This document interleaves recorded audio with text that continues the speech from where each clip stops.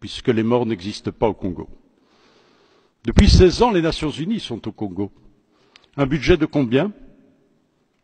1,5 milliard, dit-on. Je n'ose le croire. 20 ans d'1,5 milliard. 20 000 membres des Nations Unies, civils et militaires. Mais non, ne me dites pas qu'après 16 ans, nous revenons à la case départ. C'est invraisemblable. Et chaque fois, partout où nous nous sommes rendus avec Colette Brackman, toujours le même cri des femmes.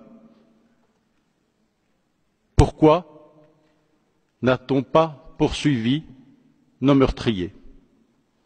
Pourquoi les Nations Unies, qui ont fait un travail exceptionnel, grâce à leurs experts, dans ce fameux rapport mapping, qui est la pièce maîtresse, la pierre angulaire de toute l'action, me semble-t-il, pour faire régner la justice dans ce pays, pourquoi, après ce fabuleux rapport qui a listé les 617 violations graves des droits de l'homme, du droit humanitaire, du droit de la guerre, pourquoi pas de poursuites judiciaires? À quoi bon avoir fait ce travail si c'est pour qu'aujourd'hui les criminels soient généraux, ministres, dans des sociétés les plus diverses, et qu'avec arrogance, elles soient là, devant le regard des victimes, humiliées, violentées, impuissantes?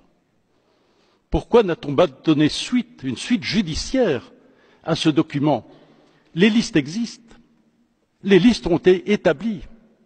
On en a encore parlé hier avec Madame Navi Pillay, qui à l'époque avait des responsabilités importantes aux Nations Unies.